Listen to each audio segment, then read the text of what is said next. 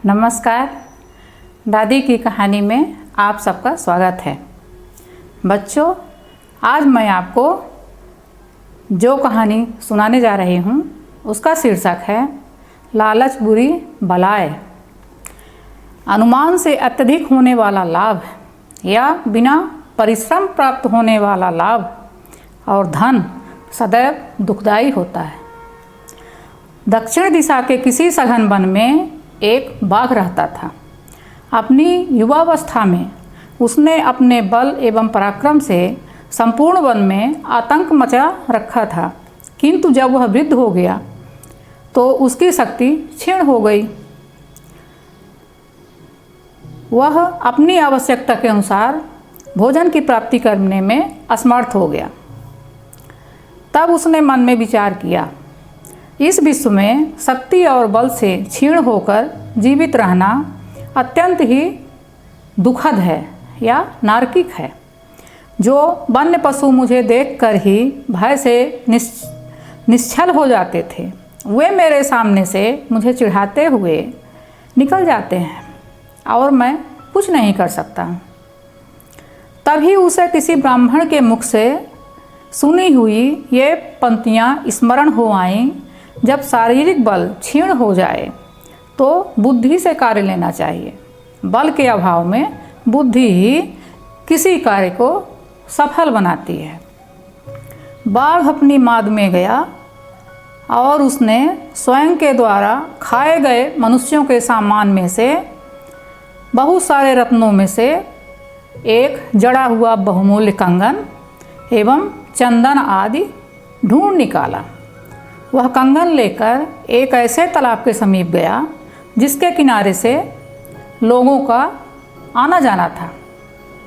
बाघ ने स्नान करके चंदन घिसकर माथे पर लगाया, यज्ञोपवीत पहन लिया, मतलब जनेऊ पहन लिया। फिर दाएं हाथ में कुश एवं बाएं हाथ में कंगन लेकर मंत्र पाठ करता हुआ बोला, हे पथिको, हे राहगीरों, भगवान भास्कर ने मुझे यह कंगन दान में देने की प्रेरणा दी है। जो भी व्यक्ति स्वयं को उचित पात्र समझता है वह आए और स्नान करके विधिवत दान के रूप में इस कंगन को ले ले। पथिकों ने बाघ की बात सुनी। कंगन बहुमूल्य था, परंतु वह इतना भी बहुमूल्य नहीं था कि वे बाघ जैसे हिंसक जंतु पर विश्वास कर लेते। वे अपने गंतव्य को चले गए। उन पथिकों में एक ब्राह्मण भी था जो कई शास्त्रों का ज्ञाता था, मतलब बहुत विद्वान था, पंडित था और विदेश से धनोपार्जन करके अपने घर जा रहा था। उसने मन में सोचा, ब्राह्मण ने मन में सोचा, यदि यह कंगन मुझे मिल जाए तो मेरी सारी दरिद्रता दूर हो जाएगी। यद्यपि इसमें प्राणों के जाने का भय है, तथापि पुरुषार्थ के बिना धन किसे प्राप्त होता है। शास्त्रों में कहा गया है कि समुद्र में गहरे गोते लगाने से जिन्हें भय लगता है उन्हें लक्ष्मी कभी प्राप्त नहीं होती। ब्राह्मण ने डरते हुए बाघ से पूछा, तुम तो प्रकृति से ही हिंसक हो, तुम्हारा विश्वास किस प्रकार किया जा सकता है। बाघ ने कहा, आपका संदेह करना उचित है, यही इस विश्व की रीति है। लोग अपनी मान्यताओं के बंधन में पड़े हुए हैं। गाय के मांस खाने वाले ब्राह्मण को तो प्रणाम कर सकते हैं।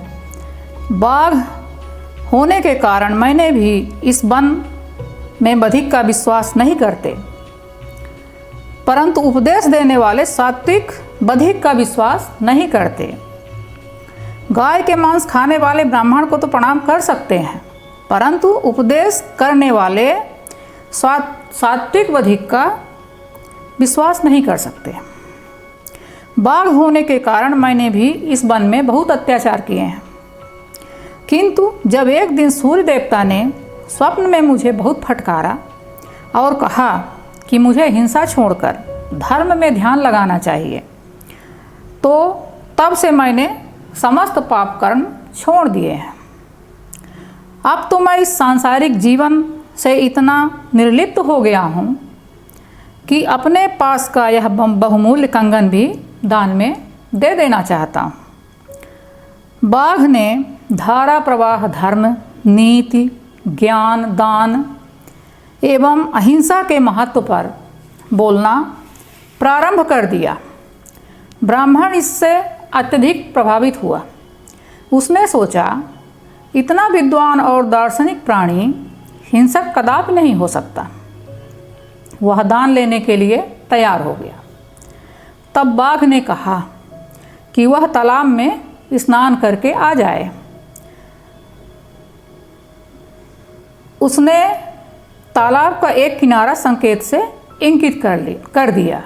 बाघ ने उस ब्राह्मण को तालाब का एक किनारा जहाँ दलदल था उस तरफ उसने संकेत किया कि वहाँ जाओ, वहाँ से नहा के आ जाओ।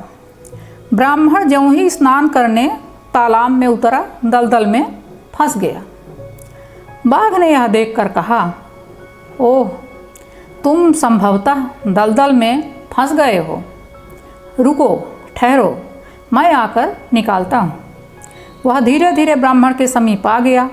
फिर वह उसे दबोचते हुए हंसा। अरे मूर्ख ब्राह्मण, तू इतना बड़ा विद्वान होकर भी यह नहीं समझ सका कि ज्ञान, धर्म, शास्त्र का ज्ञाता होना या चंदन तिलक लगाकर यज्ञोपवीत धारण करना किसी प्राणी की सच्चरित्रता और पवित्रता की निशानी नहीं है। इस विश्व में कोई भी कण प्रकृति द्वारा दिए गए गुणों का त्याग नहीं कर सकता। मतलब जो हिंसक जीव है वो अपनी हिंसा नहीं छोड़ सकता, क्योंकि वो उसको प्राकृतिक मिला है। अग्नि कभी शीतलता प्रदान नहीं करती, न ही हिम से ताप की प्राप्ति होती है। और वह ब्राह्मण को मारकर खा गया। धन्यवाद।